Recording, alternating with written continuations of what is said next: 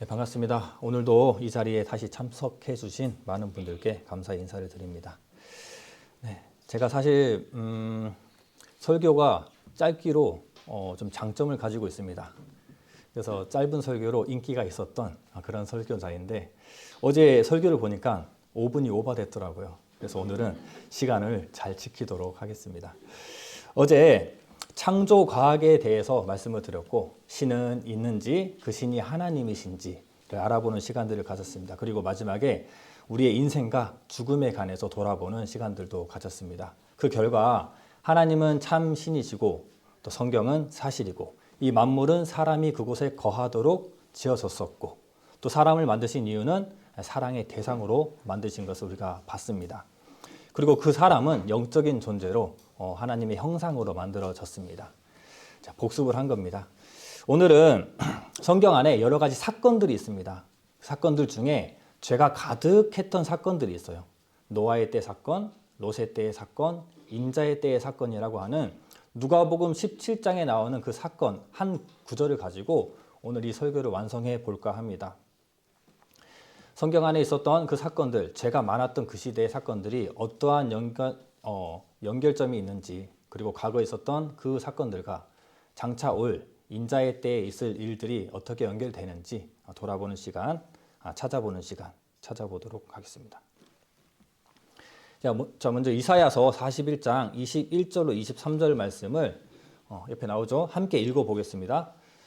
시작. 나 여호와가 말하노니 너희 우상들은 소송을 일으키라. 야곱의 왕이 말하노니 너희는 확실한 증거를 보이라.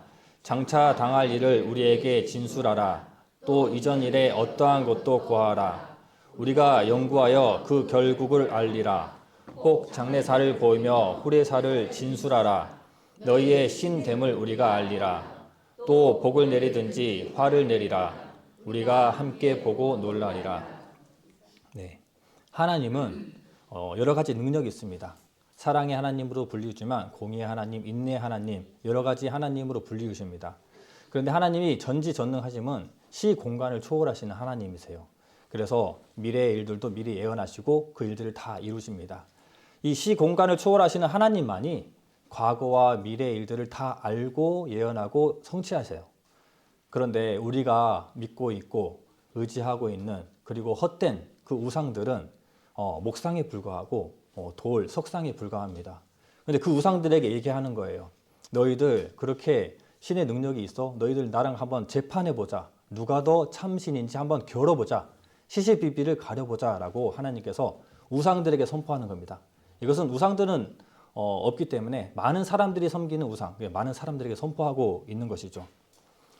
정당한 재판에서 승소하는 방법이 뭐가 있죠? 네, 그렇죠. 뭐 돈을 쓰는 방법도 있을 것이고 백을 이용하는 방법도 있을 것이지만 그러한 정당하지 못한 재판이겠죠. 근데 정당한 재판이라면 재판에서 이기는 방법은 맞습니다. 진실, 바로 이 확실한 증거를 보여주는 거예요. 제가 예전에 자전거로 출퇴근할 때 퇴근길에 자전거를 타고 오는데 내 자전거 차선에 다른 자전거가 들어오면서 자전거를 박아버렸어요. 근데 몸은 다치지 않아서 둘이 연락처만 교환하고 집에 돌아갔는데 자전거 샥, 쇼바라고 하죠. 샥이 터져서 오일이 새고 있더라고요. 자전거 부분에서 가장 비싼 부분인데 그 부분이 터져가지고 전화를 했죠. 이렇게 됐다. 어떻게 하길 원하냐? 어떻게 해주실 것이냐? 했더니 자세가 바뀌시더라고요. 처음에 부딪혔을 때는 그분이 차선을 넘어왔으니까 미안하다라고 사과하더니 이거 어떻게 할 거냐? 이게 금전적인 문제가 물리니까 그거 나랑 박아서 된 것이 아닌 것 같다. 예전에 사고 난 거 지금 나보고 물어달라는 거 아니야? 라고 얘기하는 거예요. 너무 억울해서 저는 크리스찬입니다. 거짓말하지 않아요. 믿어주세요. 진짜 이것은 그쪽에서 박은 겁니다. 만나서 얘기를 했으면 좋겠습니다. 라고 했더니 이제 만났어요. 한 이틀 뒤에 날짜를 잡는데 그때까지 너무 마음이 불편하더라고요. 확실한 증거가 없잖아요. 뭐 카메라도 없고 회사 직원들 물어보니까 퇴근길에 찍은 그 CCTV도 없었어요. 불박도 없었고요.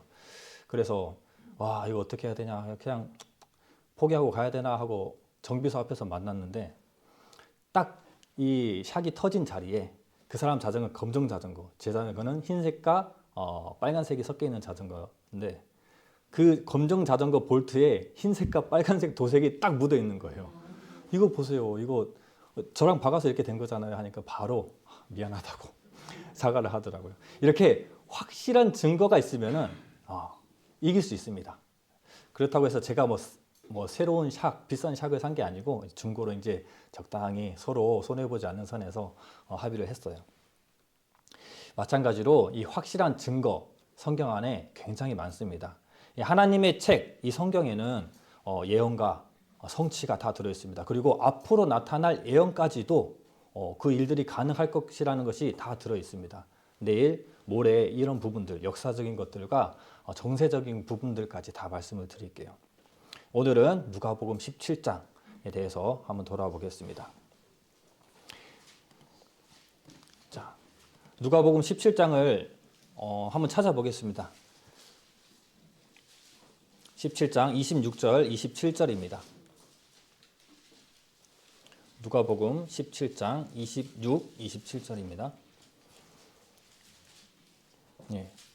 이 뒤로 쭉 보면 노아의 때, 롯의 때, 인자의 때라는 구절이 있죠. 오늘 이 전체적인 말씀들을 보는 겁니다. 자, 노아의 때에 관한 말씀 26절, 27절 말씀 함께 읽겠습니다.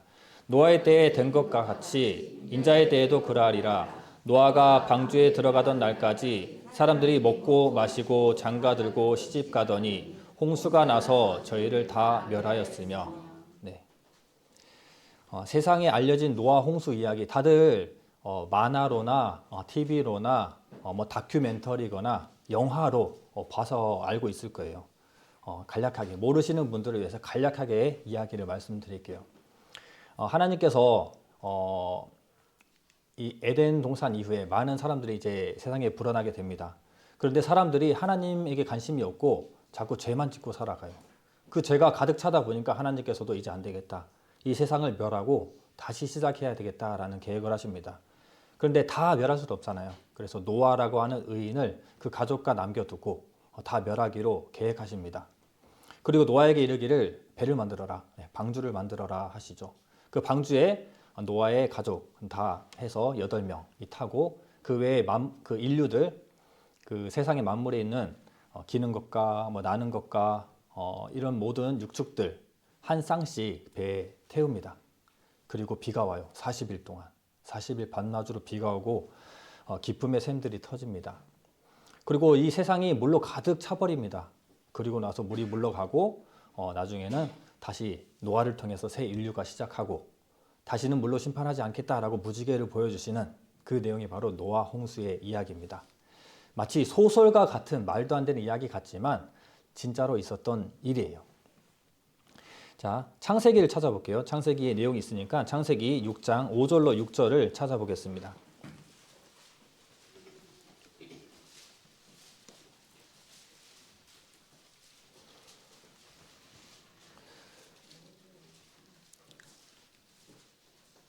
창세기 6장 5절로 6절까지 말씀 함께 읽겠습니다. 여호와께서 사람의 죄악이 세상에 관영함과 그 마음의 생각의 모든 계획이 항상 악한 뿐임을 보시고 땅 위에 사람을 지으심을 한탄하사 마음에 근심하시고. 네. 하나님께서는 쉽게 사람들을 심판하고 멸하시는 분이 아니에요. 창세기의 내용이 짧다 보니까 이렇게 사람들을 쉽게 멸한다고? 하나님 성질 되게 급하시네 라고 생각할지 모르겠지만 몇백 년 동안, 아주 오랫동안 그들이 죄가 관영할 때까지 찬 겁니다. 관영이라고 하는 것은 죄가 가득 찼다라는 거예요. 죄가 조금 있어서 그런 것이 아니라 가득 찼을 때까지 인내하셨다가 그 일들을 결정하신 겁니다. 우리가 하나님은 사랑의 하나님으로 알고 있잖아요. 근데 하나님은 사랑의 하나님이자 동시에 공의의 하나님이십니다. 잘못한 것들에 대해서는 절대적으로 심판하십니다. 하지만 그 시대 7절에 보면은 유일하게 노아라는 사람이 나옵니다. 의인이에요. 당세의 완전한 자, 하나님과 동행한 자라고 소개하고 있는 의인입니다. 이 의인 노아를 통해서 인류를 다시 시작하시는데 모든 동물 암수 한 쌍씩 그리고 그의 가족들을 구원할 방주를 만들 계획을 하십니다. 자, 창세기 6장 13절도 함께 읽어볼게요. 하나님이 노아에게 이르시되 모든 혈육 있는 자의 강포가 땅에 그 끝날에 이 앞에 이르렀으니 내가 그들을 땅과 함께 멸하리라. 네. 아까 전에 누가복음에서 봤을 때는 그들의 죄가 어떤 거였죠? 먹고 마시고 시집하고 장가가고. 그게 과연 무슨 죄입니까? 라고 생각하실 거예요, 다들. 그렇죠. 그런데 그들의 실태는 이랬습니다. 폐괴하고, 앞구절에 보면 폐괴했다. 폐괴는 타락하고 부패했다라고 하는 겁니다. 그래서 강포했다. 강포는 사나움과 폭력적이라는 거예요.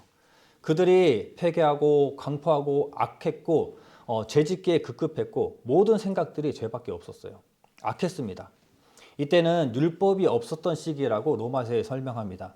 죄를 죄로 여기지 않았기 때문에 그들에게는 무질서였고 혹은 강한 자의 질서 아래 살아갔던 상태였어요. 그러다 보니 죄가 죄로 여겨지지 않기 때문에 마음 가운데 있던 악한 것들이 그대로 드러나는 시기였습니다. 때문에 그들의 죄의 모습들은 굉장히 악해 보였죠. 죄의 대가는 피 흘림입니다. 피 흘림은 사망이에요.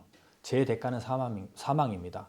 그렇기 때문에 그들은 죄의 그 관영으로 다 죽임을 당할 수밖에 없는 심판에 있는 겁니다. 세상에 죄가 가득하기 때문에 쓸어버리는데 무엇과 함께 쓸어버린다고 되겠죠? 네, 땅과 함께. 네, 참 특이합니다. 땅과 함께 멸할 것이다 라고 되어 있습니다. 성경에는 에덴 동산 때도 인간의 죄로 땅이 함께 저주를 받아요. 그래서 가시와 엉겅퀴를 내게 되거든요. 노아 방주 때까지 땅과 함께 멸합니다. 근데 그 이유는 그렇지 않아요. 그렇게 말씀하십니다. 왜 이렇게 해 놓으셨냐? 땅에게 물어보라는 거예요. 노아 홍수 사건은 땅이 정말 큰 격변을 일으킨 그런 사건이거든요. 노아 홍수 때 있었던 사람들이 지금 없잖아요. 하지만 땅은 그때의 일을 겪었고 그대로 있습니다. 그래서 우리는 땅에게 물어볼 수 있는 거예요. 에덴 동산 때도 사람이 죄를 지었을 때 땅이 그 대가를 받는 내용 한번 찾아보고 가겠습니다. 창세기 3장 17절, 18절입니다. 찾아보세요. 제가 읽어드리겠습니다.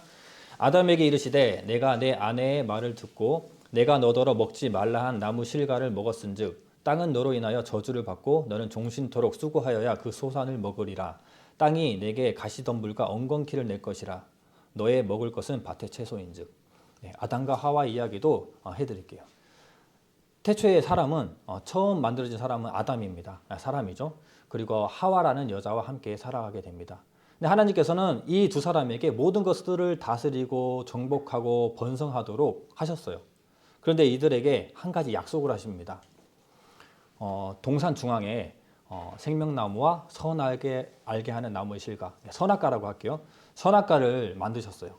그리고 이 선악과를 먹지 말아라 라고 이것만 지켜라. 이것만 지키면 너희들 에덴 동산에서 영원히 편안하게 평화를 누리면서 살 수 있어 라고 약속하십니다. 이것이 바로 첫 번째 약속입니다. 하나님께서는 굳이 약속을 주실 필요가 없는데 왜 약속을 주셨냐면 하나님은 사람을 절대적으로 사랑하시잖아요. 근데 사람은 하나님을 절대적으로 사랑하지 않습니다. 우리가 하나님을 사랑하는 것은 순종과 불순종이라는 선택 아래에서 결정하는 거예요.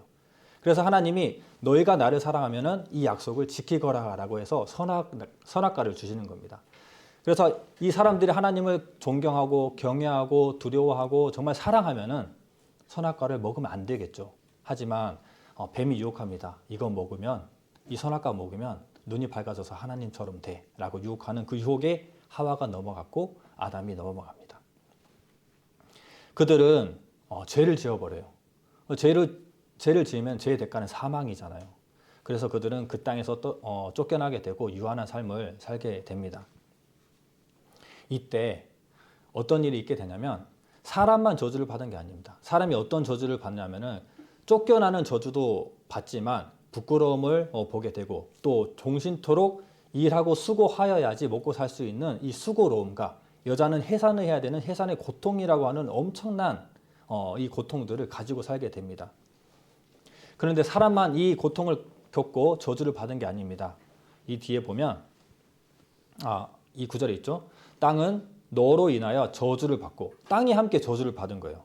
내게 가시덤불과 엉겅퀴를 낸 겁니다. 땅이 사람이 살기에 좋지 않은 환경들을 제공하기 시작합니다. 즉 사람의 죄로 인해서 땅도 저주를 받게 되는 겁니다. 노아의 때에도 마찬가지로 인류의 죄로 인해서 그 인류만 심판하는 것이 아니라 땅과 함께 멸한다라고 되어 있어요. 그 과정을 한번 지켜 보는 겁니다. 자, 창세기 6장으로 다시 돌아와서 15절, 17절 길기 때문에 제가 읽어드리겠습니다. 그 방주의 제도는 이러하니 장이 300규빗, 광이 50규빗, 고가 30규빗이며 거기 창을 내되 위에서부터 한 규빗 내고 그 문은 옆으로 내고 상중하 3층으로 할지니라. 내가 홍수를 땅에 일으켜 무릇 생명의 기식 있는 육체를 천하에 멸절하리니 땅에 있는 자가 다 죽으리라. 네, 다시 노아 홍수 사건으로 돌아와서 노아에게 배를 만들어라. 네, 배가 아니고 방주라고 합니다. 방주를 만들어라고 지시합니다.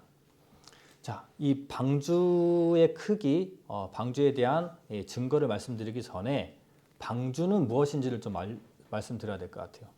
배와 방주는 다릅니다. 영어로도 다르게 쓰여져 있고 히브리어로도 다르게 쓰여져 있어요. 배는 우리가 타고 가기 위한 조건이잖아요. 앞뒤가 뾰족하면서 조향이 가능합니다. 그렇죠. 방주는 그렇지 않아요. 상자를 얘기합니다. 그래서 우리가 가고자 하는 방향으로 갈 수가 없고 그냥 흐르는 대로 갈 수밖에 없는 것이 바로 이 방주예요. 이 히브리어로 테바라는 단어를 사용하는데 영어로는 아크라고 하는 단어를 사용해요.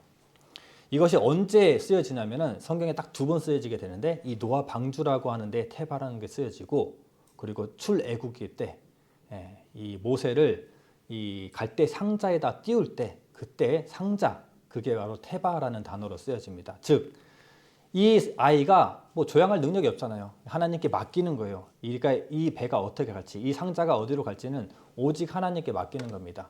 마찬가지로 이 방주도 우리가 가고자 하는 방향, 파도를 우리가 우리의 능력으로 피하고 이런 게 아니에요. 우리가 구원함을 얻기 위해서는 우리가 할 것은 아무것도 없다는 것을 이미 전에 있던 여러 사건들 속에서 보여주는 겁니다. 배를 만들어라는 게 아니에요. 방주예요. 그것은 우리의 능력 따위는 필요가 없다. 구원에는 오직 하나님의 능력만 필요하다는 것을 말해주고 있습니다. 자, 이제 천국으로 구원함을 받기 위해서는 우리가 할 행위가 아무도 없다는 것, 이것을 잘 기억하시기 바랍니다. 자, 성경에는 참 친절하게도 배의 사이즈를 말씀해주고 있습니다. 여기에 보면 장이 300, 광이 50, 고가 30인데 이렇게 길이로 환산하면 이 규빗은 이 손가락 끝에서 팔꿈치까지예요. 그래서 대략 45cm 정도 됩니다. 길이로 환산해 보면 지금 길이로 환산해 보면 135, 22.5, 13.5m. 상당히 큰 배죠. 당연히 사람만 타는 것이 아니라 모든 육축, 기는 것 나는 것 다 넣어야 되니까 같이 실어야 되니까 클 수밖에 없습니다. 어제도 말씀드렸지만 성경에는 정말 특별함이 있죠. 굳이 성경에 배의 사이즈를 적을 필요가 뭐가 있을까요? 사실이고 자신 있기 때문입니다. 이게 다른 경전이고 사실이 아니었다면 그냥 배를 만들어라 라고 해도 이게 조마조마할 건데 배의 사이즈를 적는 것은 이것은 정말 신이 아니면은 할 수 없는 일입니다. 그렇다면은 이 배 사이즈대로 방주를 만들어 보면 어떠한 결과가 나올지 궁금하겠죠. 그래서 많은 사람들이 그 궁금증을 가지고 그 방주를 만들어 봅니다. 실제로 이 사이즈대로 만들어진 배가 있어요. 영국의 SS 브리튼 호라고 세계 최초의 대형 철선입니다. 길이가 96m, 1843년에 진수했습니다. 진수했다는 것은 물에 처음 띄운 것을 얘기해요.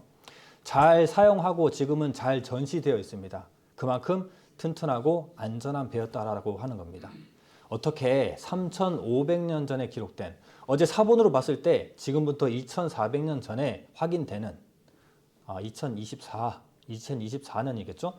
그 정도 전에 확인되는 그 배가 어떻게 배의 역할을 할 수 있을까요? 참 신기하죠. 그런데 우리나라에서는 더합니다. 이 방주를 50분의 1로 만들어서 테스트를 해봐요. 과연 이 방주가 배에서 얼마나 제대로 그 역할을 하고 강하고 튼튼하고 좋은지 만들어서 테스트해 봅니다. 그래서 방주의 모형을 만들어서 파랑 안정성, 복원 안정성, 구조적인 안정성들을 체크해요. 그래서 파랑 안정성은 뭐냐면 내향성, 파도에 이게 회전하지 않는 겁니다. 그리고 파도에서 전복되지 않는 것이 바로 복원의 안정성. 그리고 구조적인 안정성이 바로 파도에 의해서 파손되지 말아야 되겠죠. 이 세 가지를 체크를 하는데 여기에 나온 아까 그 크기, 배의 비율이 10대 1.7대 1이라는 이 비율이 물에 떠 있기에 가장 안전한 구조라고 결론이 나왔어요. 영상을 하나 보고 설명드리겠습니다. 가장 큰 걸림돌. 영상이요? 방주 자체에 대한 궁금증이다. 과연 나무로 만든 방주가 지구 대격변으로부터 안전했을까? 실제로 실험을 해봤다. 1992년 한국해양연구원에서 방주의 안정성을 실험한 것이다. 선박의 안전에 가장 중요한 세 가지 요건, 구조적 안정성, 복원성, 내향성을 테스트했는데 결론은 성경에 기록된 방주의 비율 10대 1.7대 1이 가장 안전한 값이라는 것이었다. 이 방주는 30m 쓰나미에도 안전하다는 결과가 나왔다. 이 결과는 당시 매스컴에 발표되기도 했다. 4,500년 전, 그 옛날에 가장 안전한 방주의 규격을 어떻게 알았을까? 우리가 알 수 있는 사실은 이 숫자가 창조주 하나님으로부터 나왔다는 것뿐이다. 네, 실제로 이 프로젝트에 참여한 그 테스트했던 직원들이 이 연구를 하고 이 비율에 굉장히 놀랬다고 합니다. 그리고 그 중에 몇 사람들은 강연을 다니세요. 그 중에 한 사람이 바로 인하대학교 조선해양공학과 교수 이경호 교수님입니다. 유튜브로 찾아보면 그분의 강연을 들을 수가 있습니다. 이 완벽한 비율의 방주를 주신 분은 바로 하나님이세요. 성경은 사실입니다. 다시 이야기로 이어가 볼게요. 노아는 이 완벽한 방주를 만들고 그의 아내, 그의 아들 셈, 함, 야벳과 그의 며느리들 총 8명이죠. 8명을 배에 타고 실으라고 한 모든 새와 육축 기는 것, 암수 한 쌍씩 방주에 태웁니다. 그리고 그 말했던 심판의 비가 오게 됩니다. 창세기 7장 11절 12절 함께 읽겠습니다. 노아 600세 되던 해 2월 곧 그달 17일이라 그날에 기쁨의 샘이 터지며 하늘의 창들이 열려 40주야를 비가 땅에 쏟아졌더라. 네. 하늘의 창이 열려서 40일간 비가 왔습니다.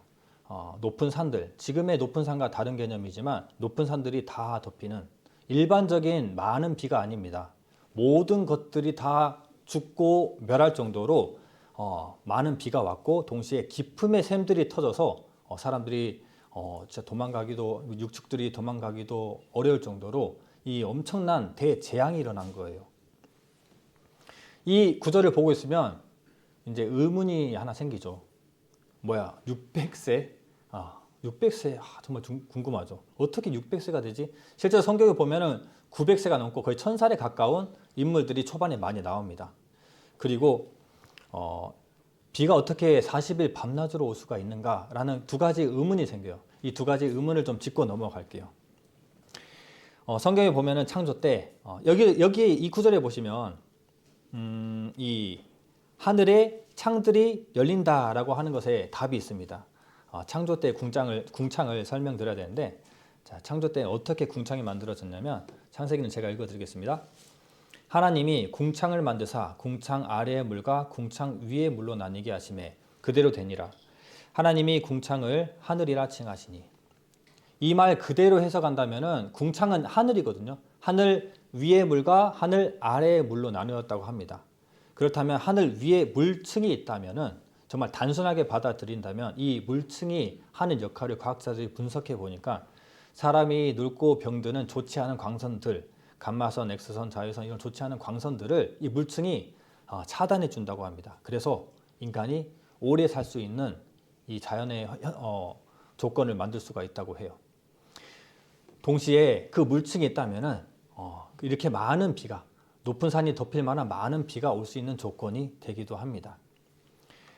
그리고 물층이 있다면은 지구를 감싸고 있기 때문에 대기가 굉장히 골고루 기온이 일정합니다. 그래서 북반구, 남반구에서 따뜻하겠죠. 그래서 이 지역에서 매머드 화석이나 공룡의 화석들이 나오는 거예요. 이런 것들이 실제로 이 초원에서 살던 것들이잖아요. 그런 것들이 북반구와 남반구에서 나온다는 것은 처음에는 모든 지역에 골고루 기온이 같았다라는 것을 증명해 주기도 합니다. 그리고 이것을 잘 또 증명해 주는 것이 바로 전 세계에 있는 여러 설화들이 있는데 그 중에 이 인디언 토판이에요. 미국 미시시피강 유역에서 발견된 인디언 토판인데요. 이러한 창조의 구조를 잘 증명해 줍니다. 자, 토판이 좀 지저분하니까 제가 좀 편집을 해드릴게요. 그림만 딱 모아놨습니다. 이 토판에 보면 첫 번째 사진을 보면 사람들이 있고 해가 있고 여러 가지 뭐 동물도 있죠. 그리고 그 밑에 보면 사람들이 만세를 부르고 있지만 보니까 물에 빠져서 살려달라고 하는 모습같이 보이죠. 그리고 그 밑에 보니까 방주가 있습니다. 학교가 아니고 방주예요. 우리가 생각했던 것처럼 네모 상자처럼 생겼죠. 그리고 칸이 쳐져 있어요. 위에 40일 낮, 40일 밤을 표현하는 칸이 쳐져 있습니다. 그리고 그 뒤에 진짜 실제로 이제 만세를 부르죠. 그들이 노아 홍수가 끝나고 그 육지에 내려와서 만세를 부르는 겁니다. 그래서 사람이 4명이에요. 아무래도 남자만 그린 것 같습니다. 그리고 무지개를 주십니다. 보여줍니다. 자, 우리가 여기서 노아 홍수의 이야기를 이해하자고 이것을 본 것이 아닙니다. 여기서 우리가 유심히 볼 것은 바로 태양이에요. 태양이 노아 홍수 이후에 사람들이 만세하고 있을 때는 태양이 온전한 태양의 모양입니다. 그렇죠. 우리가 초등학생들이 이 그림 그릴 때 태양 이렇게 그리잖아요. 그런데 맨 위에 태양 보십시오. 맨 윗칸의 태양은 반절밖에 안 되고 아래쪽으로 째고 있어요. 그런데 그 태양이 옆에 하나 더 있죠. 보이시나요? 네, 이쪽에 있고 이쪽에 보이시죠? 마우스가 안 나오네 여기. 네, 태양이 2개입니다. 자, 여기에 태양이 하나 있고요. 여기에 태양이 하나 있습니다. 그렇죠? 태양이 2개라는 것은 태양이 2개가 있는 것이 아니라 물층이 있다면 굴절이 나타납니다. 태양이 온전한 동그라미 모양이 아니라 굴절로 인해서 2-3개가 보이겠죠. 이게 바로 이 사람들이 이 토판을 들은 대로 혹은 본 대로 적었겠죠. 그렸겠죠. 그런데 알고 보니까 정말 이 지구의 위에 궁창 위에 물층이 있었다면은 이 그림들이 완벽하게 설명이 되는 겁니다. 딱딱 맞아떨어져 가는 거예요. 그리고 창세기 8장 21절부터 22절에 보면 홍수 이후에 추위와 더위가 쉬지 않는다라는 구절이 있습니다. 추위와 더위는 태초에는 없었어요. 노아 홍수 이후에 추위와 더위가 시작됩니다. 그리고 이 노아 홍수 이후에 하나님께서 약속하시기를 이제는 사람의 죄로 땅을 저주하지 않겠다라고 약속하십니다. 그리고 그 이후에 무지개를 또 보여주시죠. 이런 구절들을 의심하고 넘어질 그럴 구절들이 아닙니다. 만물을 창조하신 하나님께서는 40일 동안 비를 내리실 수 있고요. 그리고 사람을 1000년의 수명을 주실 수 있습니다. 이게 과학적으로 틀어졌다 하더라도 하나님은 충분히 그런 능력을 주실 수 있는 분이시다는 것을 우리가 알기를 바랍니다. 자, 욥기서 12장 8절에서 9절 말씀을 함께 읽어보겠습니다. 땅에게 말하라, 내게 가르치리라. 바다의 고기도 내게 설명하리라. 이것들 중에 어느 것이 여호와의 손이 행하신 줄을 알지 못하랴. 네.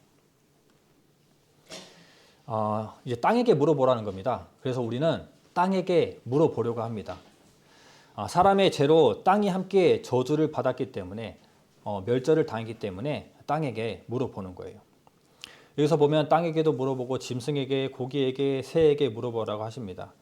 하나님의 행하신 일들을 그것들이 알 것이다 라고 얘기하죠. 땅에는 분명 노아 홍수의 흔적이 있습니다.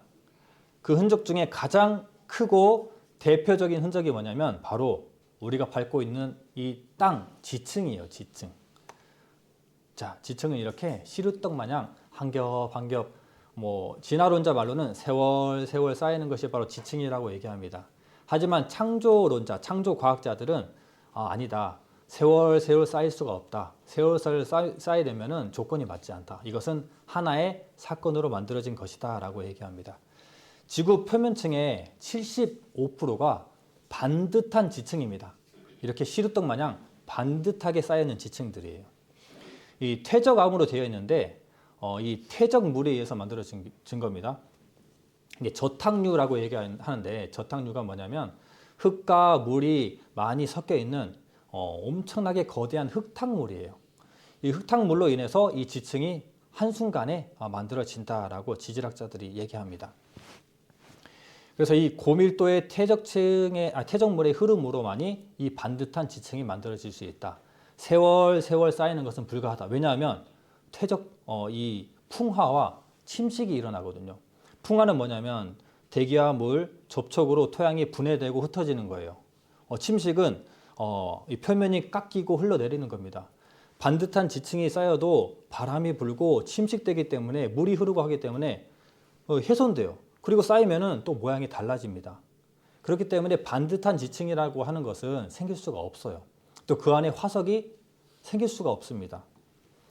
제가 중학교 2학년 때 담임 선생님이 지구과학 선생님이었는데 이제 실험실에서 실험을 하다가 뜬금없이 고백을 하시더라고요. 자신도 과학 선생님이고 과학을 전공했지만 참 풀리지 않는 것이 하나 있다고 해요. 무엇이냐면 이 땅은 뭔가 뒤집혀야 됐을 일이 있다라고 합니다. 분명 이 땅은 한번 뒤집혀야지 이 땅의 지층들이 설명된다는 거예요. 하지만 그것이 뭔지 모르겠다. 하지만 그것을 진화론자들은 운석 충돌설이라고 얘기합니다. 운석이 날아와서 지구를 크게 강타해서 이제 지구가 한번 땅이 물과 함께 섞여서 덮인 흔적이 있고, 그리고 남은 이 운석 덩어리가 지구 주변을 도는 달이 되었다라고 하는 충돌설이 있습니다. 이것을 믿는 게 나은가요? 성경의 스토리를 믿는 게 나은가요? 성경에는 아주 상세하게 잘 설명해 주고 있습니다. 땅이 뒤집힐 일이 있어야지 설명이 된다라는 말이 저는 이미 그때 복음의 말씀을 들었기 때문에 알았거든요. 아, 저거구나. 노아 홍수 사건 때문에 나타난 일을 아직 알지 못하시는구나 라는 것을 알았습니다. 자, 영상 하나 보겠습니다. 대홍수를 주장하는 과학적 근거는 뭘까? 홍수의 확실한 증거는 바로 이 반듯한 줄무늬, 지층이다. 무지개떡처럼 반듯하다.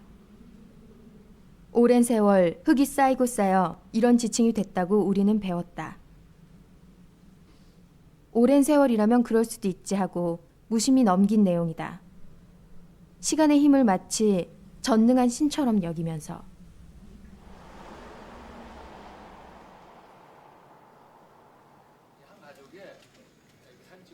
그런데 이상하다. 이렇게 길고 두꺼운 지층이 생기는 장구한 세월 동안 부분적으로 퇴적됐거나 침식됐던 흔적이 없다. 긴 지층은 수백 킬로미터나 이어지는데 흐트러짐도 없이 반듯하다. 수억 년 동안 부분적인 침식이 전혀 없었다는 말인데, 대기의 흐름이 전혀 없는 우주 행성에서나 가능할 법하다. 동일 과정설은 파고들수록 상식보다는 믿음이 필요한 것 같다. 이와 반대로 격변설은 빨리 쌓이는 과정에서 지층이 형성된다고 한다. 다양한 크기의 흙을 낙하하는 실험이다.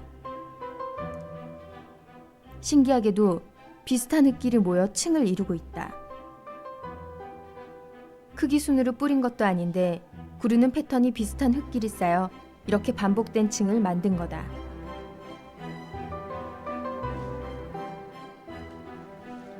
또 다른 실험을 했다.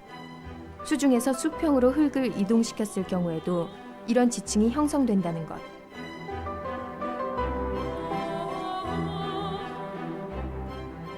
두 실험의 결론은 지층이 형성되려면 다양한 흙들이 다량으로 몰려와야 한다는 거다.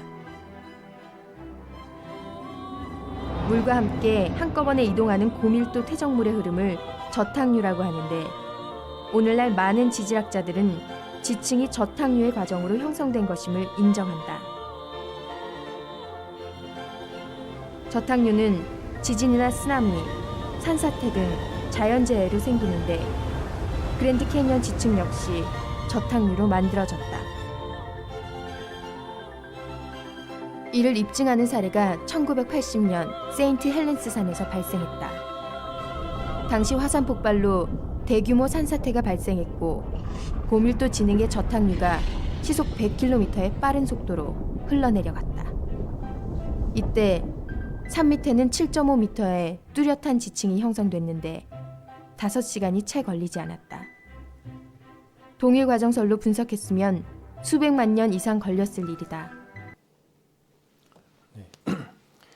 진화론자들이 말하는 것처럼 오랜 세월 쌓여서 만들어진 지층이 아니라 이 반듯한 지층은 한 사건으로 발생된 겁니다. 그래서 이 그랜드 캐니언은 깊이가 1.8km나 됩니다. 상당히 커요. 길이가 400km가 넘어요. 그 엄청난 이 지층을 만들고 호수가 터져서 이 호수가 지나가는 바람에, 물이 크게 지나가는 바람에 협곡이 생겨서 지층을 뚜렷하게 우리가 볼 수 있었던 겁니다. 그런데 전 세계적인 홍수잖아요. 그랜드 캐니언에만 이러한 지층이 있는 것이 아닙니다. 우리가 살고 있는 이 땅 아래에도 반듯한 지층으로 되어 있겠죠. 그래서 제가 파봤습니다. 파본 것을 제가 찍어왔습니다. 해남 공사장에 보면은 항상 땅을 파요. 파다 보면 이렇게 반듯한 지층이 나옵니다. 자, 해남뿐만 아니에요. 이것은 사진으로 구한 건데 이제 가까운 지역에 있었던 것들은 제가 찍었는데 여기는 바로 하동입니다. 하동에 공사장에 보니까 이렇게 반듯한 지층이 있어요. 여기는 태인동이에요. 밥 먹다가 보니까 공사를 하고 있는데 반듯한 지층이 보이는 거예요. 여기는 황방 가는 길, 지금 황금지구죠. 중마동에서 황금지구 가는 길을 보면 이렇게 이 지층들이 나와 있는 게 있습니다. 여기도 마찬가지로 반듯한 지층들이 되어 있죠. 우리가 밟고 있는 이 땅 자체가 증거예요. 이미 이 땅이 그 일들을 겪었습니다. 그래서 이 반듯한 지층이라고 하는 것은 하나의 사건을 얘기하는 것입니다. 자, 이 사진에 보이는 것이 바로 그랜드 캐니언입니다. 여기서 관심 있게 봐야 할 부분은 뭐냐면 이제 지층은 다 말씀드렸고 이제 우리가 유심히 봐야 할 부분은 무엇이냐면 바로 여기입니다. 보이시나요? 반듯한 상부면이 높이가 똑같아요. 자, 우리가 상식적으로 생각해 보면은 물 안에 흙탕물이 있어요. 휘저었어요. 가라앉죠. 그 위에가 평평해지죠. 지 혼자 막 알아서 산이 생기거나 막 협곡이 생기지 않습니다. 위가 평평합니다. 마찬가지로 물이 가득 찼기 때문에 퇴적층들이 반듯하게 다 차 올랐다는 거예요. 거기에 이제 물이 지나가면서 깎여서 이렇게 협곡이 된 것입니다. 여기뿐만 아니라 대부분의 지층들이 그래요.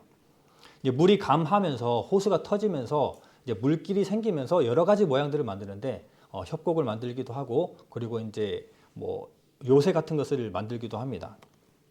자, 이렇게 베네수엘라에 있는 테이블 마운틴이에요. 상부 쪽이 보면은 이렇게 반듯하잖아요. 그렇죠? 반듯하잖아요. 이런 것처럼 여기까지 물이 찼고 감하면서 나머지들이 빠진 겁니다. 여기는 장가계입니다. 마찬가지로 위에가 반듯합니다. 물이 찼고 퇴적층이 찼다는 거예요. 그리고 물이 빠지면서 형성된 것이 이 아름다운 장관입니다. 이 전 세계를 덮은 홍수, 퇴적층이 쌓인 흔적인데 분명히 전 세계를 다 뒤덮었다라는 것을 분명하게 보여주고 있습니다. 그리고 이제 화석입니다. 지층에는 항상 화석이 있어요. 그렇죠? 근데 화석은 진화의 과정을 증명하는 것이 아닙니다. 한 사건을 진짜 분명하게 증명해 주고 있어요. 자, 화석이 만들어지려면 죽으면 안 돼요. 물고기가 죽으면 어떻게 되나요? 네, 물에 뜨죠. 떠서 썩고 박테리아로 인해서 막 분해됩니다. 그냥 없어져요. 그런데 이 물고기 화석이 되려면은 살아있을 때 혹은 죽자마자 매몰돼야 됩니다. 매몰돼서 열과 압력을 받아야 됩니다. 그렇게 과정들을 거쳐야지 화석이 되는 것인데 그렇다면은 화석 생기는 일이 희박하겠죠. 그렇죠. 그런 일들이 뭐 얼마나 있겠어요. 희박한 일입니다. 그런데 화석이 어마어마하게 많습니다. 특히 밑바닥에 존재하는 화석들이 너무 많습니다. 이 바닷속 깊은데 바다에 사는 것들이 화석이 굉장히 많아요. 이렇게 화석이 되는 것인데 대부분의 화석들은 대개 보면 산채로 찍어낸 듯한 모습으로 발견됩니다. 자, 식사 중에 가신 물고기, 그리고 이건 이 오징어 화석입니다. 오징어가 때로 한쪽 방향으로 가고 있어요. 왜냐하면 방향이 같잖아요. 무엇인가 쫓기고 있는 모습이죠. 대부분이 때로 발견되는 것들이 많습니다. 노아 홍수는 격변의 사건이고 기품의 샘들이 터졌기 때문에 땅이고 물속이고 할 것 없이 많은 것들이 뒤덮입니다. 땅과 물이 대량으로 뒤집히는 사건이기 때문에 많은 것들이 화석이 될 수가 있는 거예요. 그리고 조개 화석은, 조개는 죽으면 어떻게 되나요? 입을 벌리죠. 그런데 조개 화석의 대부분은 다 입을 닫고 있습니다. 무언가 큰 사건을 다 같이 말해주고 있어요, 우리에게. 자, 이것이 뭐냐면 진화론자들이 말하고 있는 지질 개통표입니다. 우리는 이렇게 단세포에서 다세포로, 그리고 해양 무척추 동물에서 어류, 건축류, 양서류, 그리고 육지 동물들, 그리고 맨 마지막에 사람으로 이렇게 진화했다고 배웁니다. 그런데 여기서 보면은 한 가지 특이점이 보이죠. 무엇이냐면 아래쪽에 있는 것들, 진화가 덜 된 것들은 다 밑에 살고 있는 것들입니다. 바닷속 밑에 가장 우리가 사는 지역에서 위치에서 가장 밑에 살고 있는 것들이 해양 무척추 동물들, 그렇죠? 그리고 그 위에 살고 있는 것들이 어류들, 그리고 그 위에 기어다니는 것들이 곤충류, 그리고 척추가 있고 활발하게 다니는 육지 동물들. 이것을 보면 지질 개통표라고 하는 그 진화의 과정이 단순하게 보면은 살고 있는 위치를 얘기해 주고 있어요. 한 사건이라면은 그들이 한 번에 덮였다면은 그들이 살고 있는 순서로 메모되었겠죠. 이것은 진화의 순서를 말해주는 것이 아니라 살고 있는 곳에서 그대로 매몰된 사건을 얘기합니다. 좀 더 자세히 설명드리겠습니다. 자, 화석이 발견된 위치는 시대가 아닌 매몰 위치를 말할 뿐입니다. 진화가 아닌 살고 있는 위치라는 거예요. 자, 해양 무척추 동물은 바닷속에서 가장 많이 발견됩니다. 조개 이런 것들이거든요. 이게 우리가 발견되는 화석 중에 95%입니다. 그러니까 웬만한 화석은 다 이것들이에요. 그 중에 그나마 이제 5% 있는 것들이 뭐냐면 바다 식물들입니다. 조금 더 위쪽에 존재하니까. 그리고 정말 희박하지만 조금씩 나오는 것들이 바로 물고기와 곤충이에요. 0.25%. 굉장히 적습니다. 아까 우리가 물고기 화석을 보여드렸지만 그렇게 자주 나오는 것들이 아닙니다. 그 중에서 육지 동물들은 훨씬 적습니다. 0.0025%. 육지 동물, 척추 동물, 사람 거의 없습니다. 찾기 힘들어요. 공룡 화석도 발견되지만 완전체로 발견되는 것들이 없어요. 그래서 이것저것 더해서 모양을 만들기도 해요.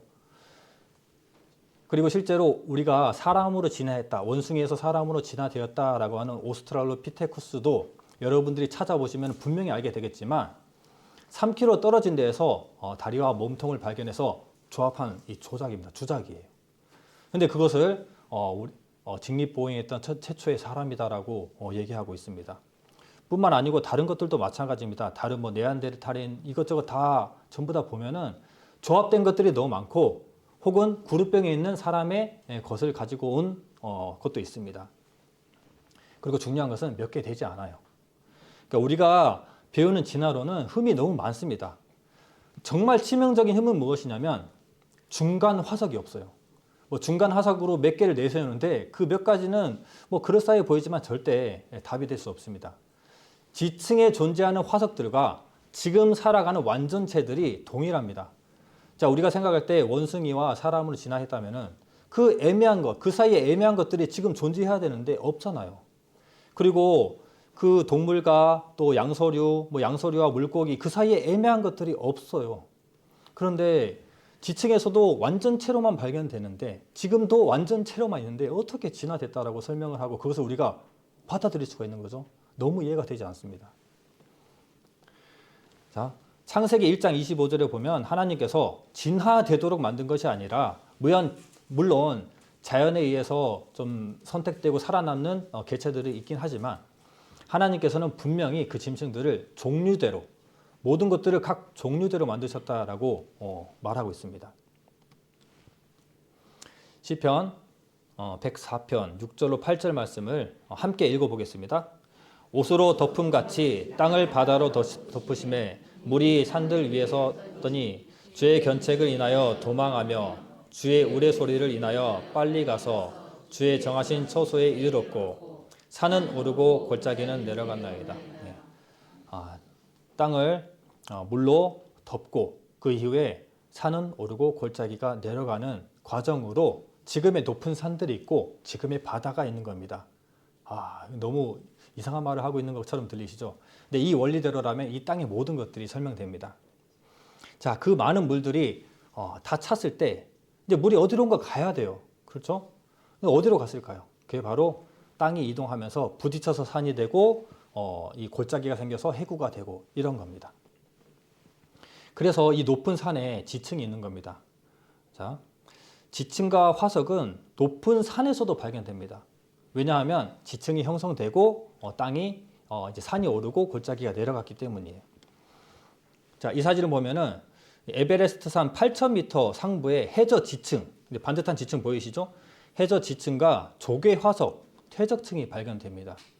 안데스 산맥에도 조개 화석이 발견되는데 산맥에 조개 화석이 있다는 것은 격변의 증거죠. 자, 어떤 과정이냐면 물로 덮인 땅에 퇴적층이 형성되고요. 그리고 산이 오르고 골짜기가 내려가면서 물이 감하게 됩니다. 그래서 육지가 드러나고 우리가 살 수 있는 이 터전들이 생기는 거예요. 이 산에는 그래서 이 반듯한 지층들이 존재하고 조개 화석들도 있는 겁니다. 자, 히말라야 산맥, 샌드위치, 그 위에 이 퇴적층이 있는 것이 너무 이상해서 하는 얘기입니다. 자, 이 노아 홍수라면 이런 사건들이 이해가 되겠죠. 그래서 단층이라는 것이 존재해요. 지층이 형성되고 서로 부딪히면 단층이 부서지겠죠, 층이. 그래서 단층, 부딪히면 역단층, 멀리 가면 정단층이라고 학교에서 배웁니다. 단층이 형성이 됩니다. 그런데 지층이 굳었을 때 부딪히면 단층으로 끊어지지만 지층이 채 마르기 전에 부딪히면 습곡이 됩니다. 이런 습곡을 어떻게 설명할 거예요? 이렇게 쌓였을까요? 결코 그렇지 않죠. 지층이 형성되고 이 대륙끼리 부딪히는 이런 일들로 인해서 산맥이 이루어집니다. 이 지구 땅 자체가 그렇게 생겼어요. 다 조합하면 한 덩어리인 거 아시죠? 이 떨어져서 서로 부딪혀서 산맥을 이루는 거 아시잖아요. 뭐 1년에 1cm, 2cm 그렇지 않습니다. 한 사건으로 함께 일어난 사건이에요. 이렇게 엄청나게 휘어진 습곡, 휘어진 지층이 채 마르기 전에 땅과의 충돌로 인해서 생겨난 것입니다. 성경의 이 격변의 사건을 말하지 않으면 결코 설명이 불가한 땅의 흔적이에요. 자, 히말라야 산맥입니다. 판끼리 부딪혀서 이제 산맥이 솟아오는 겁니다. 산은 오르고 골짜기는 내려갑니다. 이 바다의 해구는 높이가 산보다 더 높아요. 그래서 많은 물들을 바다에 끌어서 올 수가 있는 거죠. 자, 그리고 성경에는 시편 33장 7절에 보면 저가 바닷물을 모아 무더기같이 쌓으시며 깊은 물을 곳간에 두시는 도다. 하나님께서 이 바닷물을 쌓아놨대요. 물을 쌓아놨다고 하십니다. 자, 우리는 이 구절을 보면 뭔지 아시겠죠? 바로 북극과 남극의 얼음입니다. 하나님께서 쌓아두신 거예요. 그러니까 하나님께서는 그 물을 어떻게 감하셨는지까지 다 친절하게 설명하시는데 찾아볼 사람들은 찾아봐라. 하나님의 말씀은 사실이고 하나님은 전지전능하시니 하나님을 믿고자 하는 사람들, 정말 찾아보고 싶은 사람들은 한번 찾아보라는 거예요. 성경에 다 그대로 적혀 있습니다. 그리고 부정할 수가 없어요. 자, 시간을 아껴서 빨리 달려와서 이것 보여드리려고 좀 빨리 왔는데 이것까지 설명드리면 될 것 같아요. 자, 다지층 나무 화석입니다. 나무가 지층 사이에 박히려면은 불가하죠. 왜냐하면 나무가 썩어버릴 거 아니에요. 사람들이 말한 대로라면 세월 흐른다면 위에 나무는 썩을 거예요. 하지만 지층 사이에 나무가 꼽혀 있습니다. 근데 이것은 정말 설명할 수가 없어요. 이 학자들이. 어떻게 해서 이게 만들어질까? 아까 영상에서 보신 것처럼 세인트 헬레스 산에 화산 폭발이 있었을 때 수많은 저탕류가 흘러나왔다 했죠. 그래서 이 앞에 있는 호수에 이 나무들이 다 둥둥 떠다니게 됩니다. 스피릿 호수에 수많은 나무가 물에 뜨게 되는데 나무가 물에 뜨면 어떻게 되냐면 껍질이 물을 먼저 먹고 껍질은 가라앉습니다. 그리고 나무만 둥둥 이렇게 떠 있어요. 근데 나무도 결국 물을 먹는데 뿌리 부분이 물을 많이 먹습니다. 그래서 뿌리 부분이 바닥으로 박히게 됩니다. 이때 이 나무 껍질들 위에 이제 흙이 쌓이면은 이게 석탄이 되는 거예요. 그런데 이때 나무가 뿌리에 물을 먹고 그대로 직립으로 땅에 박히게 됩니다. 그리고 이제 퇴적층이 생기면은 아까 말했던 다지층 나무 화석이 생길 수가 있는 거예요. 즉 사건으로 생길 수 있는 것이지 세월로 설명할 수 없는 것이다 라는 것이 다지층 나무 화석입니다. 자, 노아의 홍수로만 이것이 바로 설명이 된다는 거예요. 이것이 뭐 한두 개가 있는 것이 아니라 전 세계적으로 곳곳에 있습니다. 때문에 전 세계적인 사건으로만 설명이 되는 것이 바로 다지층 나무 화석입니다. 자, 이 정도면 이제 진화론자들이 말하는 그들의 동일 가정설, 진화론 이런 것들이 틀렸다는 것을 아시겠죠. 노아 홍수대로 했더니 땅이 상식적으로 이해가 되잖아요. 그렇죠. 자, 그리고 그래 이제 결정적으로 배가 어디 있는데? 라고 물어보시겠죠. 마음속으로. 자, 창세기 8장 4절. 창세기 찾고 있으니까 같이 보겠습니다. 창세기 8장 4절을 찾겠습니다.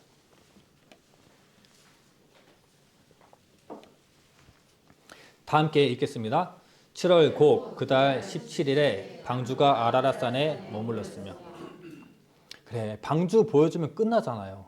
하지만 하나님께서 이런 것들을 좀 숨겨 놓으시고 보관해 놓으십니다. 그래서 우리로 하여금 정말 찾고자 하는 사람들은 찾게끔 하고, 저거 뻥이네 하는 사람들은 아무리 믿고 싶어도 의심이 가면은 의심만 하면은 아무리 이게 많은 자료들을 보여드려도 믿을 수가 없어요. 자, 아라랏산은 실제로 지금 실존하는 산입니다. 그리고 그곳 주민들이 노아 방주가 있었음을 확신하고 살아가요. 실제로 그 후손들이 우리는 노아의 후손들이다라고 자칭 얘기하고 다닙니다. 그래서 한때 수많은 보도 자료가 쏟아졌어요. 1990년도 때 우리가 이제 복음이 활발하게 전해질 때 그때 많은 자료들이 쏟아져 나왔었습니다.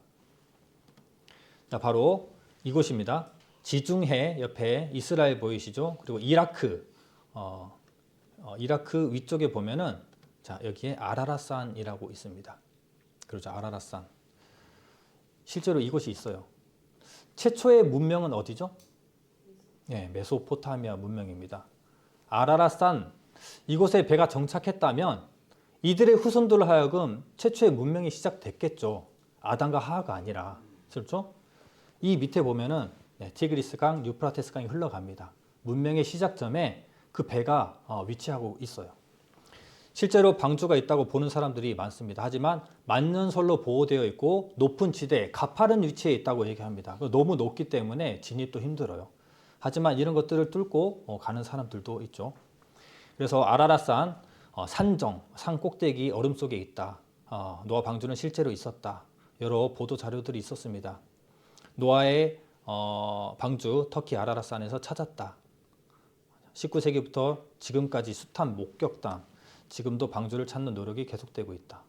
이것은 1955년 9월 6일 프랑스 사업가 페르난도 나바라 씨, 그의 아들과 함께 동행해서 가서 옛날 필름으로 찍었던 동영상. 우리 예전에 처음 이 복음 말씀 들을 때 그 영상들 많이 봤었거든요. 나무를 발견하고 샘플을 채취하는 그런 영상들 봤었습니다. 실제로 목격담들, 여기에 관련된 연구 자료들이 이렇게도 많습니다. 관심 없으면 보지 않아요. 그나마 가장 최근에 그곳을 탐방하고 영상을 찍고 사진을 찍어왔던 자료가 2010년도 자료입니다. 홍콩, 터키, 중국 연합의 15명 탐험대가 그곳에 가서 탐사를 했어요. 그래서 7개의 공간을 확인하고 사진과 영상을 찍어왔습니다. 이 사람들이에요. 실제로 그들이 갔을 때 7개의 공간을 확인합니다. 이렇게 계단이 있고요. 집인지 배인지 모르지만 계단도 있고 구조물도 있고 이런 공간들이 있고요. 무엇을 맬 수 있는 이러한 구조물들이 있고요. 이 안에서 찍은 그 사진들입니다. 인터넷 찾아보시면 영상으로 많으니까 다들 궁금하면 찾아보시기 바랍니다. 중요한 것은 무엇이냐면 선반이나 의자 모든 구조물들이 고정되어 있다는 거예요. 그래서 집이 아니고 육상 구조물이 아니라 해상 구조물이구나 라는 것을 알 수가 있었답니다. 이렇게 찾아보면 어마어마한 양의 하나님 살아계심과 성경 사실이라는 것을 알 수가 있습니다. 믿고자 하면 믿을 수밖에 없는 것이고 증거가 넘쳐나지만 믿고자 하는 마음이 없으면 아무리 보여줘도 믿을 수가 없어요. 제가 다녔던 영남 신학대학교 이제 교수님이 이런 말을 하시더라고요. 성경은 하나님은 이해해서 믿는 것이 아니라 믿어야 이해된다고 합니다. 공감하시죠? 정말 믿으면 모든 것들이 다 열립니다. 자, 열심히 달려왔습니다. 조금 기지개도 켜시고 좀 쉬었다가 롯의 때, 인자의 때를 설명드릴게요. 시간 잘 가시죠? 저만 빨리 가나요?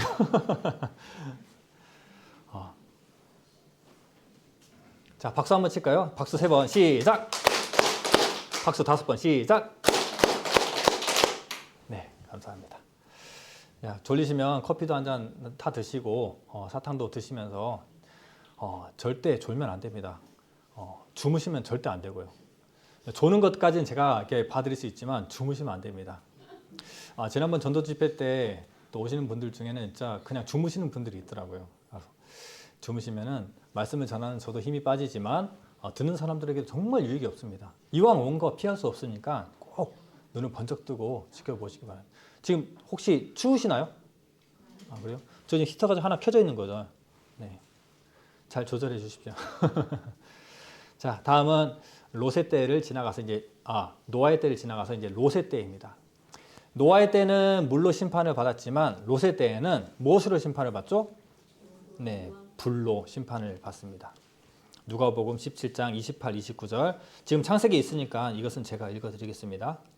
또 롯의 때와 같으리니 사람들이 먹고 마시고 사고 팔고 심고 집을 짓더니 롯이 소돔에서 나가던 날에 하늘로서 불과 유황이 비오듯 하여 저희를 멸하였느니라. 네, 노아의 때에 물로 심판을 하셨다면 롯의 때는 불로 심판을 하십니다. 자, 창세기 18장을 찾아보겠습니다. 창세기 18장 20절.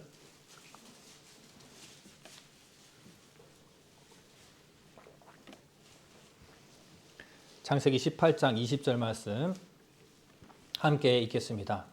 여호와께서 또 가라사대 소돔과 고모라에 대한 부르짖음이 크고 그 죄악이 심히 중하니 19장 24절로 25절도 함께 읽겠습니다.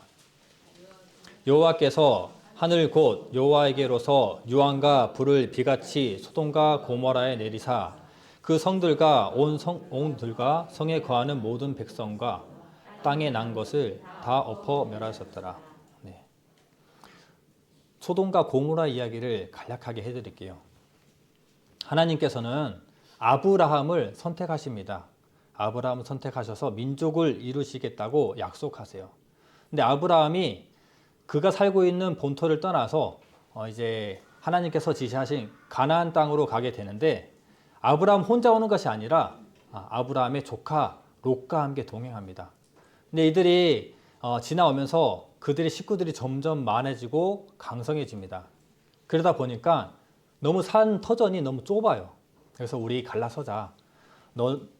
아브라함이 롯에게 네가 우하면 내가 좌하고 네가 좌하면 내가 우할게. 네가 먼저 골라라고 했더니 이 롯이 선택했던 땅이 바로 소돔과 고모라입니다. 롯이 보기에는 에덴 동산 같고 정말 이 젖과 꿀이 흐르는 좋은 땅 같아서 그 땅을 선택했어요. 그런데 소돔과 고모라는 그렇게 부유했던 것만큼 그만큼 죄악이 굉장히 심했던 곳입니다. 그래서 소돔이라고 하는 것은 남색하다는 뜻입니다. 남색은 남자끼리 관계하는 거예요. 그래서 동성애를 얘기합니다. 동성애했던 소돔과 고모라 땅입니다. 그런데 이 소돔과 고모라의 이 악하고 죄가 많은 이 도시에 하나님께서 심판을 결정하십니다. 그래서 불로 심판하시겠다라고 하시는데 그때의 의로운 자는 롯이잖아요. 롯까지 멸망할 수가 없었습니다. 그래서 롯을 구원해 와야 되기 때문에 롯의 집에 두 천사를 보냅니다. 근데 두 천사를 보냈는데 그곳 사람들이 어떻게 반응하냐면 되게 멋진 사람 둘이 왔어요. 그래서 사람들이 다 그 집으로 몰려갑니다. 방금 들어간 사람 나오라고 해라. 방금 들어가서 나오라고 해. 왜 그러냐 했더니 우리가 상간하겠다. 성관계를 하겠다는 거예요. 그 강간하겠다는 겁니다. 그만큼 소돔과 고모라는 정말 이상한 문화 그리고 굉장히 죄악이 가득해서 정말 도가 넘어버린 선 넘어버린 그런 사람들이죠. 그만큼 소돔과 고모라는 죄악이 관영했던 곳입니다. 그래서 그곳은 하나님께서 롯과 그의 가족들을 구하시고 그 소돔과 고모라 성을 불과 유황으로 멸하십니다. 자, 불과 유황으로 멸하셨다면 당연히 그곳에도 땅에 흔적이 남아있겠죠. 소돔과 고모라라고 하는 지명까지 알려졌으니 그곳에 가보면 알겠네요. 그래서 이렇게 찾아가 봅니다. 이스라엘에 보면은 사해라는 곳이 있습니다. 이곳 주변에 소돔과 고모라라고 하는 땅이 있어요. 약간 추정되는 땅이지만 실제로 이 땅들이 있습니다. 그런데 이 땅에 보면 신명기 29장 23절 말씀에 보면 제가 읽어드리겠습니다. 그 온 땅이 유황이 되며 소금이 되며 불에 타서 심지도 못하며 결실함도 없으며 거기 아무 풀도 나지 아니함이 옛적에 여호와께서 진노와 분한으로 해멸하신 소돔과 고모라와 아드마와 스보임과 같음을 보고 말할 것이요. 유황이 되고 소금이 되고 결실도 없고 아무 풀도 없는 것이 소돔과 고모라 같다라고 얘기하시는 게 소돔과 고모라가 그렇게 됐다는 거예요. 소돔과 고모라가 유황과 소금 그리고 결실도 없고 아무런 풀도 나는 황무지라는 겁니다. 실제로 그곳에 주변에 가면 색이 좀 다른 땅이 있습니다. 뭔가 하얗고 뭔가 타버린 듯한 뭔가 일반적인 땅과 구별되는 땅이 있어요. 멀리서 보면 확연히 색이 다릅니다. 근데 가까이 가보면 이상한 모양들이 있어요. 그 모양들이 그냥 일반 지층들에서 흘러내리는 그런 모양이 아니라 성벽의 모양을 하고 있죠. 이것은 신전의 모양을 하고 있죠. 이것은 뭔가 다른 재질로 만들었는지 값진 재료로 만들어졌는지 뭔가 다른 색깔로 타 있습니다. 그래서 스핑크스라고 다들 생각을 하고 있습니다. 그리고 이렇게 성문의 모양도 있고 또 창문의 모양도 있고 그런데 보니까 이렇게 뭔가 높은 고온으로 휘몰아친 열의 흔적들이 있습니다. 그래서 이 바닥에 있는 이 흙들을 집어서 성분 분석을 해보니까 애쉬, 재입니다. 재, 타다 남은 재라는 거예요. 탄산칼슘, 황산칼슘, CaCO3, CaSO4죠. 석회암이 유황에 타면은 생기는 그리고 석회암이 타면은 생기는 애쉬 성분입니다. 이 땅이 다 타버렸다는 거예요. 타서 재가 남아있는 겁니다. 그 온 땅이 유황이 되고 소금이 된다. 그 땅 온 천지에 보면 이상한 흔적들이 있습니다. 그 유황 볼들이 그냥 무조건 다 타지는 않거든요. 왜냐하면 우리가 불이 나기 위해서는 산소가 필요하고요. 탈 물질이 필요합니다. 가연 물질이 필요하죠. 그런데 산소가 차단되면 타다가 남습니다. 그래서 유황 볼이 불이 타다가 안에 유황을 남기고 산소가 차단되니까 남게 돼요. 그래서 그곳에 가면 유황 볼들이 굉장히 많습니다. 그리고 사해 바다 참 독특하죠. 염도가 이제 일반 바다의 10배입니다. 유황과 소금 이것은 하나님께서 심판하신 소돔과 고모라의 흔적이기도 합니다. 자, 영상 하나 보겠습니다. 없습니다. 이런 것이 수백만 개 있다는 것은 하나님이 불과 유황을 이 도시에 비처럼 내렸다는 것을 보여주는 것입니다. 사전에서 유황을 찾아보면 그것이 황이라고 적혀 있습니다. 밤에 이 유황 한쪽을 불을 붙여보니 곧 황 냄새를 풍기며 예쁜 파란 불꽃이 생겨납니다. 강한 황 냄새가 진동하고 그 연기가 어떻게 지독한지 바로 앞에서는 숨을 쉴 수가 없었습니다.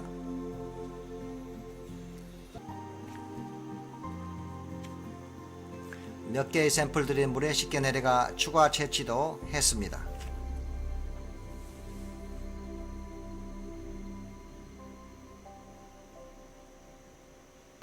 이 유황은 결정체로서 고온으로 태우거나 요리할 때 생기는 하얀색 황입니다. 지구 열애 때문에 특정 지역에서 발생하는 자연황과는 전혀 다른 것입니다. 샘플의 분석을 위해 실험실에 가져갔습니다. 각 실어들은 바깥 부분은 제거하고 조심스럽게 분리하여 실험 준비를 했습니다. 그런 다음 샘플을 건조시켜 돌 분쇄기 안에 넣습니다. 그리고 디스크판 위에 놓고 압력을 가한 다음 기계에 넣어 엑스레이로 일종의 정량 분석을 했습니다. 놀라운 결과가 나왔습니다. 순도 98% 황이었습니다. 이런 황은 지구상 어디서도 찾아볼 수 없습니다. 하나님의 명령에 의해 죄악이 팽배한 도시를 심판한 사실을 의심의 여지 없이 이 세상에 보여주기에 하늘이 남겨놓은 표시가 바로 이 순도 높고 불에 탄 황입니다.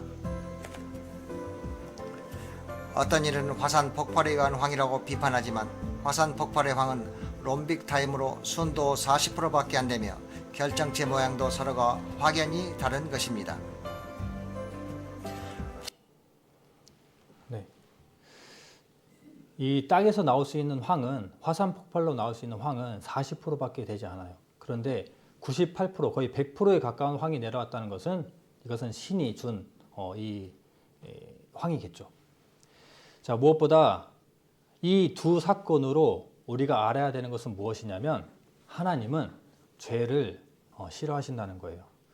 그리고 하나님께서는 오래 참으신다는 겁니다. 방주가 만들어지는데 120년 동안 만들어집니다.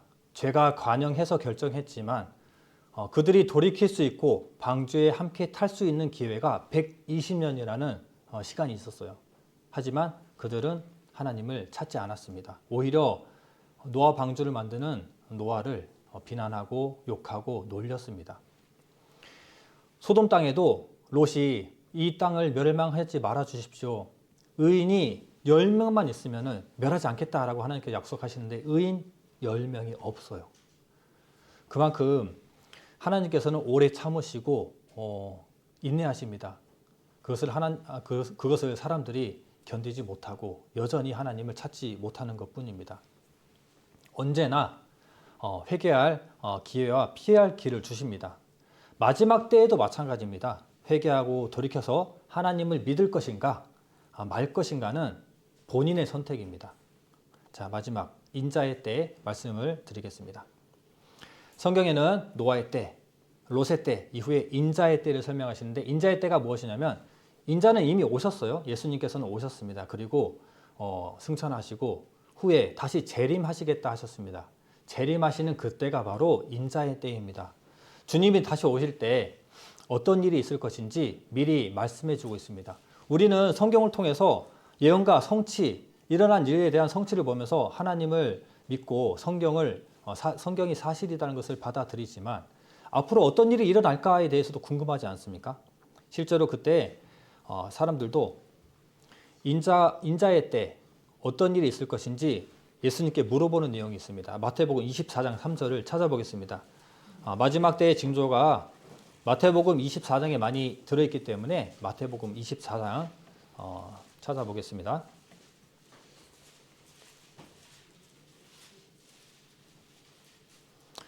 (24장) 3절입니다. 자, 다 함께 읽겠습니다. 예수께서 감난산 위에 앉으셨을 때 제자들이 종령이 와서 가로되 우리에게 이르소서 어느 때에 이런 일이 있겠사오며 또 주의 임하심과 세상 끝에는 무슨 징조가 있겠사오리까. 네. 마지막 때에는 인자가 오실 때는 어떤 일이 있겠습니까? 라고 제자들이 물어봅니다. 친절히 또 예수님께서는 하나하나 설명해 주세요. 자, 먼저는 거짓 그리스도입니다. 4절에서 5절 말씀 보면 예수께서 대답하여 가라사대 너희가 사람의 미혹을 받지 않도록 주의하라. 많은 사람이 내 이름으로 와서 이르되 나는 그리스도라 하여 많은 사람을 미혹해 하리라. 종교가 점점점 무너집니다. 부흥했지만 점점 무너지면서 어떠한 것들이 부흥하게 되냐면은 종교 사이비들이 이제 부흥을 하기 시작해요.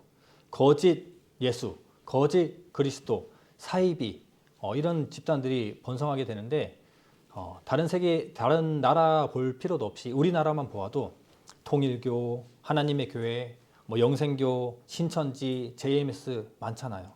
하나하나 짚어드리면 통일교의 문선명 스스로 메시아라고 선언했습니다. 죽었어요. 그리고 하나님의 교회 안상홍 본인이 재림 예수라고 얘기했습니다. 그냥 죽었습니다. 일반 사람들처럼. 영생교회 조희성 본인이 하나님이다 라고 얘기했습니다. 심장마비로 죽었습니다. 신천지 이만희 본인이 성령 하나님이라고 해요. 지금 약간 치매가 있는가 왔다 갔다 하더라고요. 곧 죽을 겁니다. 그리고 JMS 정명석 이 땅에서도 심판을 받았지만 아무튼 이 사람도 본인이 메시아라고 얘기했어요. 그런데 이런 집단에 성도들이 엄청 많은 거 아시죠? 광주에 가보면은 신천지 이 건물이 있는데 와 차로 달려도 끝이 안 나요. 얼마나 건물이 큰지. 체육관보다 더 큽니다. 그런데 거기에 사람들이 다 빠져가지고 정말 불쌍한 사람들이에요. 이렇게 교회에 교주가 있으면 절대 가면 안 됩니다. 그것은 하나님이 말하는 그게 아니에요. 메시아가 아닙니다. 절대. 우리는 예수 그리스도만 전할 뿐이지 스스로 신적인 능력을 가질 수 없습니다. 사람이. 이렇게 우리나라만 해도 사이비가 이렇게 넘쳐나고 그들은 여전히 이제 마지막 때이기 때문에 부흥하게 됩니다. 그 집단에 속한 사람의 인원수가 정말 많아요. 해외는 볼 것도 없겠죠. 그리고 마지막 때 전쟁을 말씀하십니다. 난리와 난리 소문을 듣겠으나 너희는 삼가 두려워 말라. 이런 일이 있어야 하되 끝은 아직 아니니라. 민족이 민족을 나라가 나라를 대적하여 일어나겠고 처처의 기근과 지진이 있으리니. 전쟁과 전쟁의 소문. 현 시대에 전쟁, 분쟁, 내전 엄청 많잖아요. 그렇죠. 한 재작년까지 한 5년 전만 해도 별로 공감이 되지 않았던 말씀인데 정말 많은 전쟁들이 일어나고 있습니다. 그리고 엄청나게 심각한 갈등 사이에 들어가 있는 나라들이 많이 있어요. 지금 우크라이나, 러시아 전쟁 아직도 끝나지 않았습니다. 하마스, 후티, 헤즈볼라 이 배후가 이란이잖아요. 그 이란과 이스라엘의 전쟁도 지금 너무 활발합니다. 이 두 나라의 전쟁 같지만 알고 보면 정세가 있어서 서로 편이 다 연결되어 있는 거 아시죠? 이 전쟁들이 이제 더 큰 전쟁, 3차 세계대전을 일으키지 않을까라는 다들 그 불안감에 살아가고 있습니다. 재작년에 9월 아제르바이잔과 아르메니아 영토 분쟁 때문에 10만 명의 난민이 생겼습니다. 수단, 내전, 에티오피아 분쟁 엄청 많아요. 심지어 우리나라도 안심할 수 있는 나라가 아닙니다.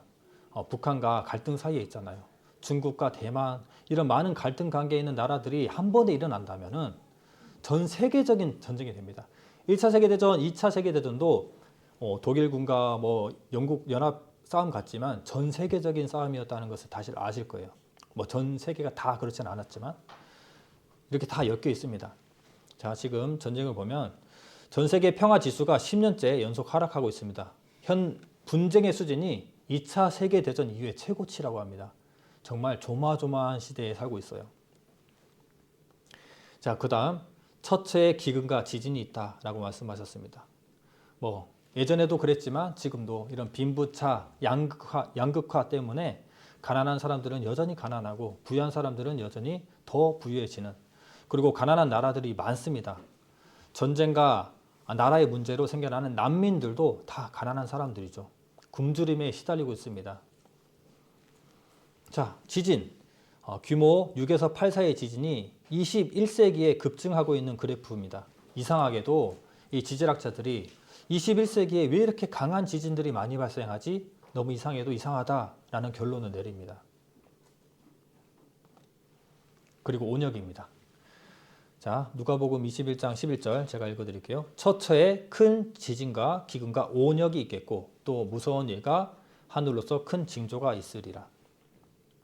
온역은 질병입니다. 자, 예전에도 우리가 공감되지 않았지만 지금은 정말 공감이 많이 되는 거예요. 우리가 코로나19를 겪었잖아요.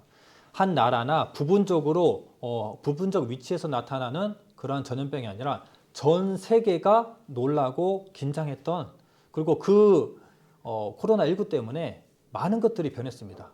그래서 사람들은 코로나19 전과 후로 나눈다고 말할 정도로 이 온역 굉장히 심각했습니다. 그런데 이 온역이라고 하는 것과 이 전염병, 질병은 사스, 메르스, 코로나19, 독감, 폐렴 많이 있거든요. 여전히 남아서 우리를 괴롭히고 있잖아요. 전 세계로 퍼지는 이 온역들이 누구 때문에, 무엇 때문에 나타나느냐? 바로 새, 종류, 그리고 박쥐에서 많이 나타납니다. 특히 박쥐요. 박쥐는 특이한 면역 체계를 가지고 있어요. 그래서 수많은 바이러스와 공존하는 짐승입니다. 근데 성경에는 이미 레위기서에 보면 이것 해라, 이것 하지 말아라 얘기하고 있어요. 그런데 이것 해라, 이거 하지 말아라 라고 얘기하면서 이것 먹어라, 이것 먹지 말아라 얘기합니다. 부정한 짐승들을 구별하세요. 그런데 다 먹어도 되지만 또 그 중에 가증하다라고 얘기하는 동물들이 있습니다. 정말 먹지 말아야 할 것들인데 그 종류들이 대부분 새 종류들입니다. 자, 한번 읽어볼까요? 제가 13절에서 19절 긴 내용을 중간에 이 새 종류의 이름들이 너무 많이 나서 이렇게 좀 간추려 왔습니다. 읽어드리겠습니다. 새 중에 너희가 가증히 여길 것은 이것이라. 이것들이 가증한즉 먹지 말지니 곧 독수리와 솔개와 어음과 또 무엇과 학과 황새 종류와 대승과 박쥐니라 라고 말하고 있습니다. 박쥐를 가장 마지막에 말하고 있는 것을 보면은 뭔가 주인공 같은 느낌이 들지 않습니까? 하나님은 이미 성경에 박쥐를 먹지 말라고 얘기하고 있습니다. 박쥐의 바이러스 공존의 상태를 창조자이시기 때문에 알고 있었던 거예요. 그래서 너희들 먹지 마. 이거 먹으면 너희들 병들어 라고 알고 있었던 겁니다. 하지만 하나님께서는 그 이유를 적어주고 있지 않습니다. 우리는 단순히 그것을 순종하고 불순종하고가 우리의 선택이 있었던 거예요. 순종했다면 병들지 않았겠지만 불순종한 사람들은 병이 들고 아팠겠죠. 자, 그때 예전만 해도 이렇게 부분적으로 병이 걸렸지만 지금은 교통의 발달, 비행기가 왔다 갔다 하고 빨리 이동하는 이 시대에는 전 세계적인 전염병이 이렇게 일어나게 됩니다. 마지막 때에 있을 이 질병들의 확산을 성경이 이미 미리 예언하고 있는 겁니다. 그렇죠? 우리는 굉장히 성경대로 흘러가는 세상에 살고 있는 겁니다. 그런데 이렇게 안 좋은 일만 있을까요? 좋은 일도 있습니다. 복음이 전 세계에 전파된답니다. 근데 이게 좋은 것 같으면서도 굉장히 또 안 좋은 것이기도 합니다. 지금 우리는 이방인의 때라고 하는 시기거든요. 이방인의 때가 뭐냐면 이스라엘 기준에서 이방인은 전 세계 모든 사람들이 다 이방인이에요.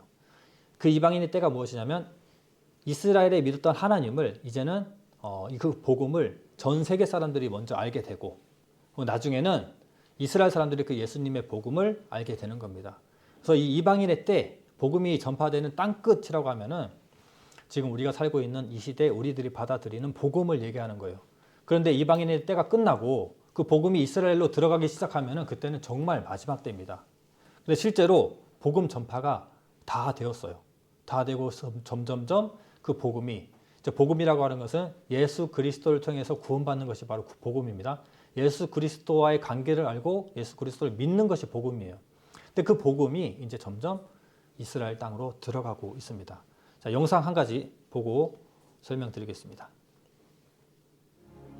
자, 전 세계에 복음이 전파되는 것을 색깔로 표현을 한 겁니다. 흰색이 바로 기독교예요. 자, 빨간색 지금 로마 제국이죠. 300년도 중반이 되면 비잔틴 제국이 됩니다. 동로마입니다. 그리고 기독교는 계속 뿌리 뻗어 나갑니다. 그리고 600년 또 대가 되면 이슬람이라는 종교가 일어나죠. 마호메트가 승천하는 그런 말도 안 되는 얘기를 가지고 이렇게 이슬람 종교가 생기게 됩니다. 기독교는 뿌리 뻗어 나갔다가도 다시 수그라들었다가 또 다시 복음이 들어가는 반복을 하고 있습니다.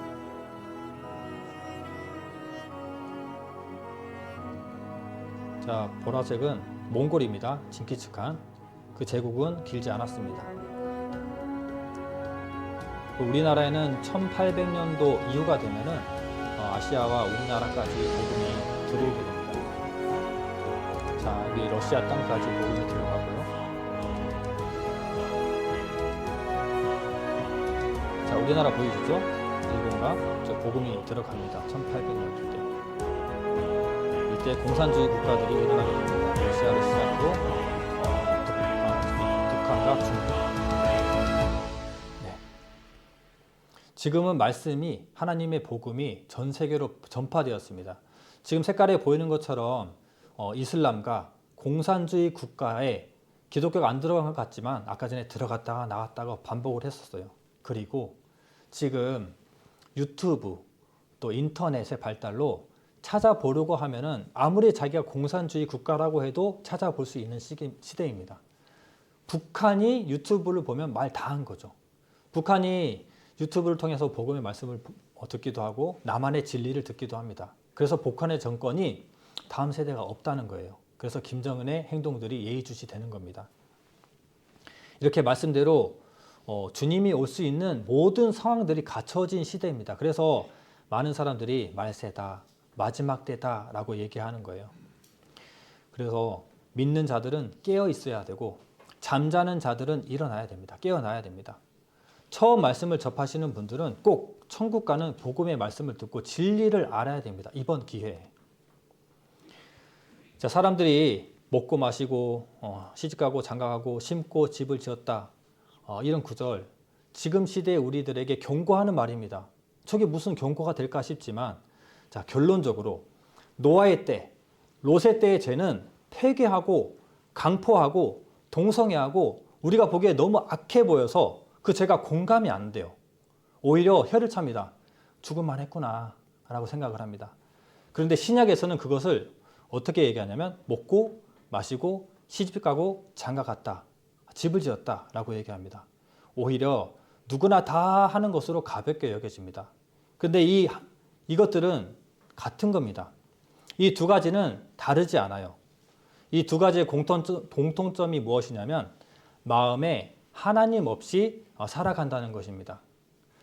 다른 것에만 관심이 있지 하나님에게 관심이 없는 그 시대를 신약의 관점에서는 먹고 마시고 시집가고 장가가고 뭐 이것 사고 저것 사고 집 사고 집 짓고 이것으로 얘기했고 그때 당시에 법이 없는 그들에게는 정말 마음에서 나오는 그 행동들을 그대로 죄악으로 발설되는 바로 사람 죽이고 때리고 빼앗고 동성애하고 이런 것들입니다. 그래서 차이점이라고 본다면 율법, 법의 질서 아래 죄를 억누르고 살아가느냐 그 질서 안에 살아가느냐 아니면 법 없이 폐괴하고 강포, 동성애를 죄를 마음껏 표출하고 살아가느냐 법이 있고 없고의 차이일 뿐입니다. 우리에게 법이 없다면 율법이 없고 이 나라의 법이 없다면 우리도 뺏고 악한 짓을 행합니다.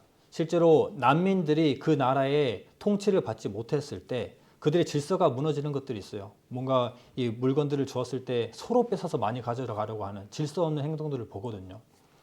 그것처럼 무언가의 질서 아래, 법 아래, 율법 아래 살지 않으면 우리 마음 가운데 나타나는 하나님 없는 것들이 죄악으로 드러난다는 거예요. 악한 죄악으로. 그래서 지금 우리는 마음 가운데 하나님이 있는지 없는지, 하나님을 찾고자 하는지 그렇지 않은지를 점검해 봐야 됩니다. 마음 가운데 하나님이 없다면, 하나님을 찾고자 하는 마음이 없다면 노아의 때, 롯의 때 악했던 사람들과 일반입니다.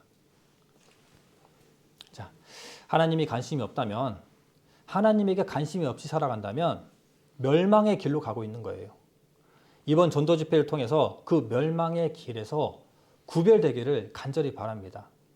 그리고 내일 역사에 관해서 말씀을 드릴 텐데요. 이스라엘 역사, 이스라엘 나라가 나중에 이렇게 될 것이다, 저렇게 될 것이다, 강해질 것이다, 안전해질 것이다 이러한 예언들이 이루어집니다. 그런데 이스라엘이 독립하고 나라가 생긴 지 얼마 되지 않았습니다. 그 과정들을 얼마나 성경이 역사에 대해서 예언을 하고 그것을 성취하고 있는지 역사를 통해서 우리가 부정할 수 없는 역사입니다. 이 역사를 통해서 하나님 살아계심과 성경이 사실이라는 것을 증거 드릴 겁니다. 반드시 나오시기를 바랍니다.